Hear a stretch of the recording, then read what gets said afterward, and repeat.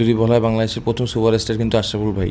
জিএসএলে যখন আমরা গিয়েছিলাম, ব্যাক নেওয়া থেকে শুরু করে প্রতিটা প্লেয়ারে ইন্ডিভিজুয়ালি বল থ্রো করা বা বল হেল্প করা, প্রতিটা কাজই আমার কাছে মনে হয় সে নিজে থেকে করেছে। প্রথমে অ্যাডাম গিলক্রিস্ট আমি খুব ফলো করতাম। সো অ্যাডাম গিলক্রিস্টের জার্সি নাম্বার 18 ছিল আমি যখন একদম ক্রিকেট শুরু করি ওই সময়।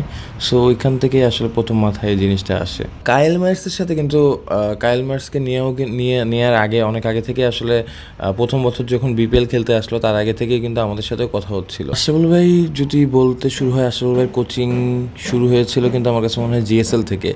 সো যদি বলা হয় বাংলাদেশের প্রথম সুপারস্টার কিন্তু আশরাফুল ভাই।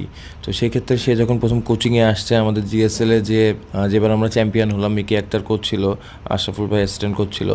তো প্রথম থেকেই সে অনেক হার্ড ওয়ার্কার এবং টিমের প্রতি তার ডেডিকেশন অনেক বেশি। আমার কাছে মনে হয় যে জিএসএলে যখন আমরা গিয়েছিলাম, ব্যাক নেওয়া থেকে শুরু করে প্রতিটা প্লেয়ারে ইন্ডিভিজুয়ালি বল থ্রো করা বা বল হেল্প করা, প্রতিটা কাজই আমার কাছে মনে হয় সে নিজে থেকে করেছে। তো অবভিয়াসলি আমার কাছে মনে হয় তার ওই ডেডিকেশনটা আছে এবং যেহেতু সে অনেক দিন ধরে ইন্টারন্যাশনাল লেভেলে বড় বড় টিমের সাথে খেলে আসছে, সে কিন্তু প্র্যাকটিক্যাল জিনিসগুলো অনেক ভালো বুঝে। তো অবভিয়াসলি তার কাছ থেকে অনেক এক্সপিরিয়েন্সও সে শেয়ার করে। আর অ্যাট দ্য সেম টাইম যেটা বললাম, সে তার কোচিংয়ের ব্যাপারে অনেক বেশি ডেডিকেটেড।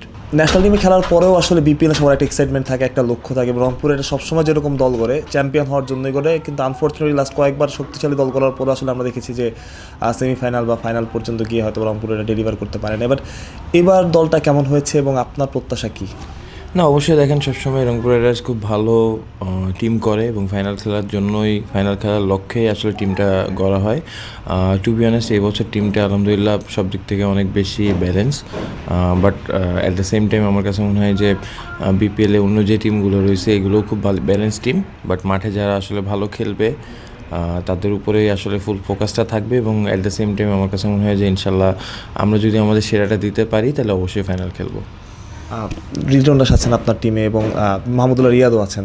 আপনি আবার ন্যাশনাল টিমে লিটনের আন্ডারে খেলেন, লিটনের ক্যাপ্টেন্সি করেন। আসলে লিটনের ক্যাপ্টেন্সিটা আপনাকে কেমন লাগে এবং লিটন যেহেতু আপনার আন্ডারে খেলবে রংপুর রাইডার্সের হয়ে, আসলে একটু কি এক্সাইটেড কিনা ওই ব্যাপারটাতে?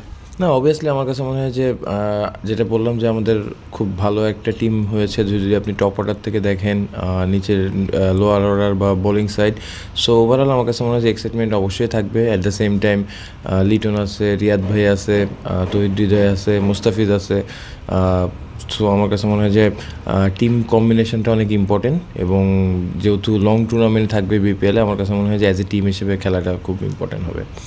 মুস্তাফিজের কথা বলছিলেন, কালকে মুস্তাফিজের বোলিং একটু দেখা হয়েছে, মানে আলটিমেটলি কালকে অভিষেক হলো। হ্যাঁ, কালকে মুস্তাফিজের বোলিং দেখা হয়েছে এবং ও তো সবসময় চ্যাম্পিয়ন এবং সেরা আমার কাছে মনে হয়। সোহান ভাই, অনেক সময় এরকম হয় যে গতবার দেখেছি আমরা রংপুর রাইডার্সে দেখা যাচ্ছে এক ম্যাচের জন্য প্লেয়ার আসছে এবং খেলছে এবং ডেলিভার করতে পারে না। এবার আসলে আপনার শুরু থেকে কাকে কাকে পাচ্ছেন বা কোন কোন ক্রিকেটার থাকবে? না, টু বি অনেস্ট, এবার যদি বলি আমাদের মূল ফোকাস ছিল হচ্ছে লোকাল প্লেয়ারদের উপরে, কারণ প্রতি বছরে হয়তো ইম্পর্টেন্ট ম্যাচের আগে যদি টিম কম্বিনেশন চেঞ্জ হয় তখন একটা টিমের জন্য ডিফিকাল্ট হয়ে যায়।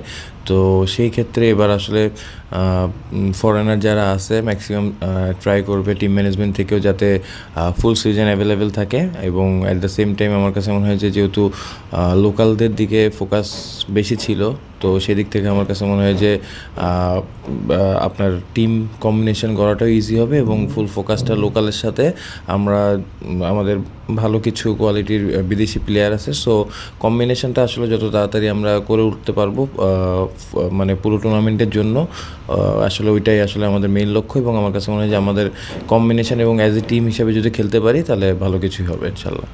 রিয়াদ ভাইকে নিয়ে আসলে প্ল্যানটা কি? আমরা জানি ইনিশিয়ালি হয়তো রিয়াদ ভাই ওই সময় নেওয়ার প্ল্যান ছিল না বা পরবর্তীতে আপনারা নিয়েছেন। এখন যখন দলে রিয়াদ ভাই আছেন একজন সিনিয়র ক্যাম্পেনার এবং তিনি বিপিএল আসলে পারফর্ম করে আসছেন, তাকে নিয়ে আসলে আলাদা কোনো প্ল্যান আছে কিনা বা আপনি প্ল্যান করেছেন? দেখেন, রিয়াদ ভাই কিন্তু সবসময় পারফর্ম করে আর আমার কাছে মনে হয় যে আমাদের যে টিম আছে রিয়াদ ভাইয়ের ভূমিকাটা অনেক বেশি ইম্পর্টেন্ট এবং অ্যাট দ্য সেম টাইম আমার কাছে মনে হয় যে ওনার চ্যাম্পিয়ন মাইন্ডসেটের প্লেয়ার চ্যাম্পিয়ন টিমে থাকা এবং টিমকে অনেক বেশি ইন্সপায়ার করবে এবং আমার কাছে মনে হয় অ্যাট দ্য সেম টাইম যেটা বললাম যে আমাদের কম্বিনেশনের জন্য রিয়াদ ভাই, লিটন, হৃদয় বা ফিজ আমরা যেভাবে আসলে যাতে সবাই টিমের জন্য খেলতে পারি এটাই আসলে মূল লক্ষ্য থাকবে।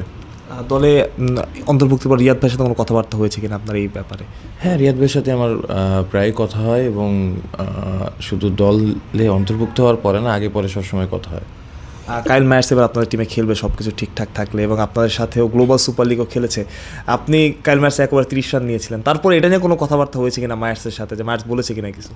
না, আসলে মায়ার্স আমার কাছে মনে হয় যে খুবই ইফেক্টিভ প্লেয়ার, এবং আমি প্রথম থেকে চাচ্ছিলাম যে যদি বিপিএল একসাথে খেলা যেত বেটার হতো। সেদিক থেকে আমার কাছে মনে হয় যে ও এবার আমাদের সাথে থাকবে। সো অবভিয়াসলি আমার কাছে মনে হয় ওর বোলিং এবং ব্যাটিং দুইটাই আমাদের টিমের জন্য অনেক হেল্পফুল হবে।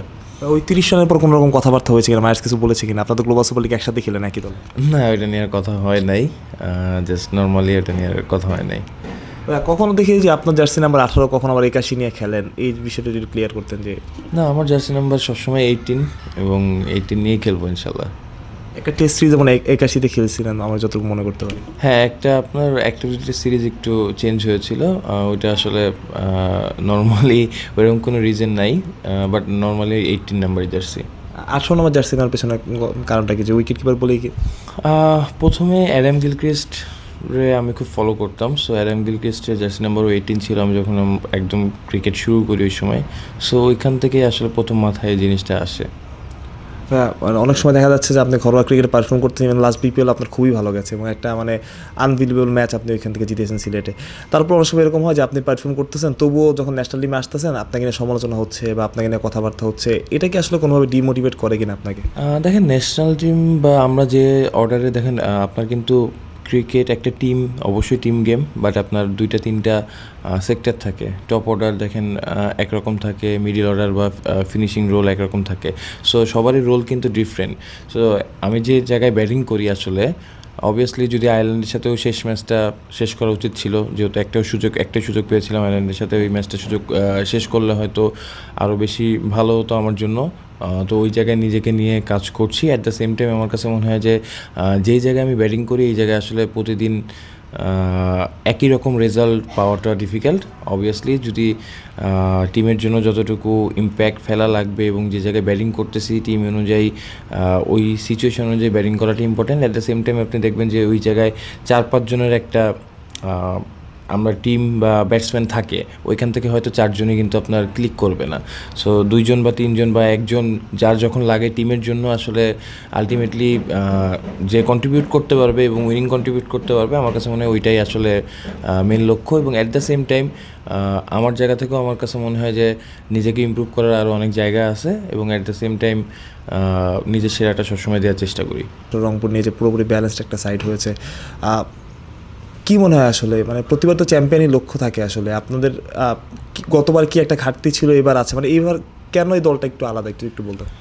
না দেখেন, আমরা প্রতি বছরই বলছি যে হয়তো টিম ভালো করতে করতে একটা সময় মোমেন্টাম নষ্ট হচ্ছে। তো মোমেন্টামটা ইম্পর্টেন্ট হচ্ছে আপনি যখন একটা টিম গড়ে তুলতে পারবেন। তো যখন টিমের মানে হয়তো আমাদের বিদেশি শর্টেজের কারণেও অনেক সময় আসলে বিদেশি চেঞ্জ করা লাগে লাস্ট মোমেন্টে যেয়ে। তো এই বছর যে প্ল্যানটা আল্লাহ দিলে যদি এরকম সিচুয়েশন না হয়, আর হয়তো প্রতি বছর জিনিসটা কিছুটা থাকে, আমরা হয়তো দেশি এবং বিদেশি মিলে ডিপেন্ডেবল থাকা বা বিদেশিদের উপর একটু বেশি ডিপেন্ডেবল থাকে। বাট আমার কাছে মনে হয় যে আপনি যে বাউন্স অফ প্লেয়ার এখন রংপুরে দেশি প্লেয়ার আছে, আমার কাছে মনে হয় সবাই ক্যাপাবল ভালো করার জন্য। এবং অ্যাট দ্য সেম টাইম আমার কাছে মনে হয় যে বিদেশিদের উপর দেশিদের উপরে আসলে রেসপন্সিবিলিটি বেশি থাকবে। তো সেই দিক থেকে আমার কাছে মনে হয় যে আমরা দেশিরা যদি আমাদের রেসপন্সিবিলিটি ঠিক মতো করতে পারি, অ্যাট দ্য সেম টাইম আমাদের সাথে ফরেনাররা অ্যাড হবে। সো ভালো কিছু আশা করবো ইনশাল্লাহ। হ্যাঁ, এবার অনেক বরিশালের প্লেয়ার আপনাদের টিমে আছেন, এবং বরিশাল রংপুর একটা ফাইট হতো সবসময়, বরিশালকে মিস করবেন কিনা এবার? অবশ্যই মিস করবো, বাট আমার কাছে মনে হয় অ্যাট দ্য সেম টাইম যে কটা টিম আপনি দেখেছেন খাতা কলমে সবগুলোই আসলে কাছাকাছি, খুব যে ডিফারেন্স তা না। আর T20 ম্যাচে আপনার যারাই আসলে পার্টিকুলার ডেতে ভালো খেলবে তারাই আসলে ম্যাচ জিতবে। সো সেই দিক থেকে আমার কাছে মনে হয় যে মেইন চ্যালেঞ্জটা আমাদের মাঠে থাকবে। কোন দলটাকে একটু ইন্টারেস্টিং মনে হচ্ছে? এবার নোয়াখালী আছে, ইভেন কয়েকটা দল নতুন এসেছে, মনে হচ্ছে একটু ইন্টারেস্টিং, একটু ভালো হাইপ আছে। না, আসলে আমি যেটা বললাম, খাতা কলমে আপনি যদি দেখেন টিমগুলো সবগুলোই ব্যালেন্স, সবগুলোই ভালো ভালো প্লেয়ার আছে, ভালো বিদেশি আনতেছে, কারেন্ট ন্যাশনাল টিমের ম্যাক্সিমাম প্লেয়ার আছে। সো যেটা বললাম পার্টিকুলার ডেতে আসলে যারা ভালো খেলবে তারাই আসলে আপনার হচ্ছে মাঠে রেজাল্টটা পাবে। একদম লাস্ট প্রশ্ন, বরিশাল থেকে কেউ চিন্তা করে অনেকগুলো প্লেয়ার নেওয়া আছে, ফাহিম আশরাফ সবাই বরিশালে খেলেছিল, কাইল মায়ার্স। না, কাইল মায়ার্সের সাথে কিন্তু কাইল মায়ার্সকে নেওয়ার আগে অনেক আগে থেকে আসলে প্রথম বছর যখন বিপিএল খেলতে আসলো তার আগে থেকেই কিন্তু আমাদের সাথেও কথা হচ্ছিল।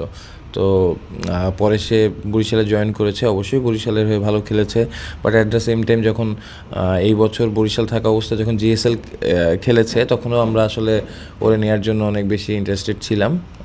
তো ওই সময় থেকে আসলে কথাটা আগাচ্ছিল, পরে তো লাস্ট মোমেন্টে আমাদের হয়ে সাইন করলো এবার।